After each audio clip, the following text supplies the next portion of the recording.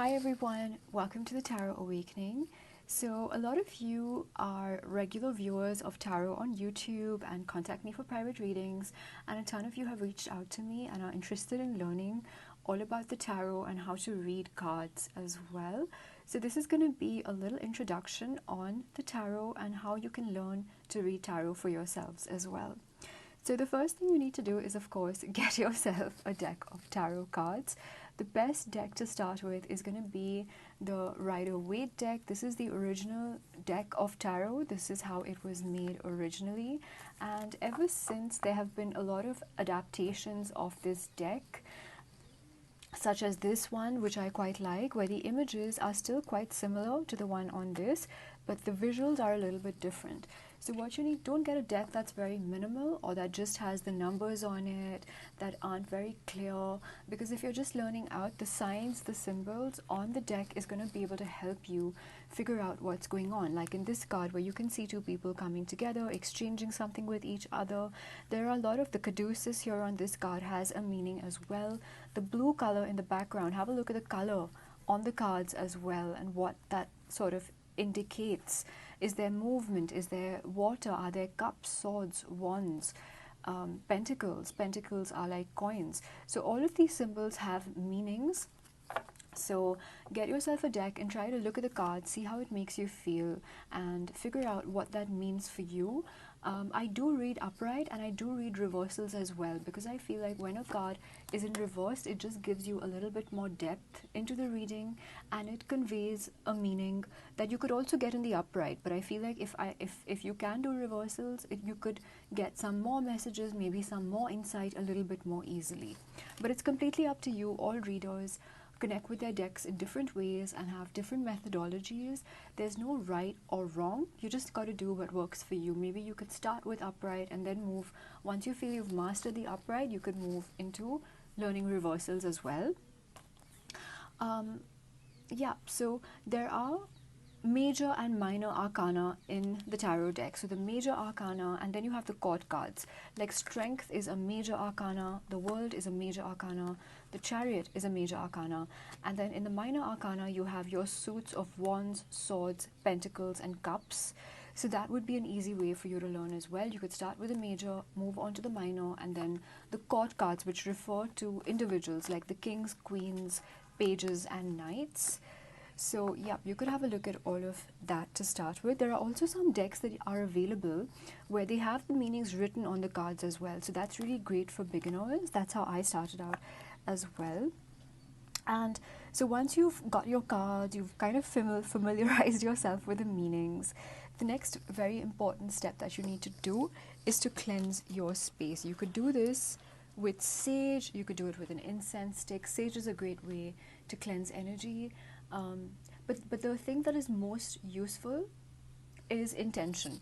So no matter what you use to cleanse your space, just make sure you say a prayer and give it the intention to cleanse your space. So whatever prayer resonates with you most, you just say a prayer and cleanse your space to only allow beings of light and the light, pure white light, to come in and help you for the highest good, and no low vibrational beings or entities permitted around the reading area.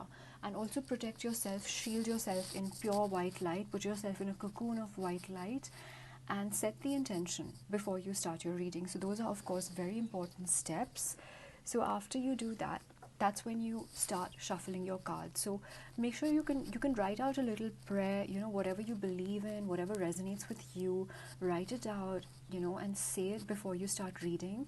Another great way to connect to the divine and to the white light is also to meditate before you start reading anything. I also like to have a candle burning throughout, or a lamp, like an oil lamp such as this one with a wick. And I always have incense going. Even if you can't see it in my readings, I always have incense burning when I'm doing my readings. Crystals also help clear energies. You can charge them under the full moon. So it's nice to surround the space with crystals as well and make it a little sacred space, that you like, that you really feel connected to. Okay, so after you've done all of that, that's when you get onto shuffling the cards. There are many ways to shuffle. There's no right or wrong. Just go with what feels right with you. The important thing is to visualize the question that you're asking, and to make sure that it is with good intent, with clean intent, and for your or whoever you're reading it for their highest good. What messages the divine would like you to see for the good of all, for the person you're reading for, or for your highest good. Sometimes the universe will not show you messages that you aren't ready to receive yet, or things might be hidden, but whatever wants to come through will come through. So it's important to visualize that while you shuffle, and then you can either lay out the cards, or as I very often like to do, I usually wait for a card to fall out, and then I feel like that's the one that was intended to give you the message. So there are many different ways in which you could do that. And of course, then a lot of readers go by the meanings of the cards, or you can just read intuitively as well. Sometimes you will just get messages through your meditations, through your instinct, through your intuition, and that might be a message that's there for you as well. And once you get deeper into the meanings of tarot, there are lots of hidden signs and symbolisms. The cards are also connected to the planets, to the zodiac signs, to the chakras, to numerology. So it really depends on how you like to read, and how what's comfortable for you to best convey the messages, and how deep you would like to go in it. If it's confusing you, or you feel like it's not necessary, or it's just getting too much, then you could stop at that point where you feel comfortable as a reader. And of course, it's really important to have faith. You know, the next thing would definitely be to have faith. Without faith, without trust, you know, you aren't going to get the right messages, and to do it with clean intention. Those are the two really important things.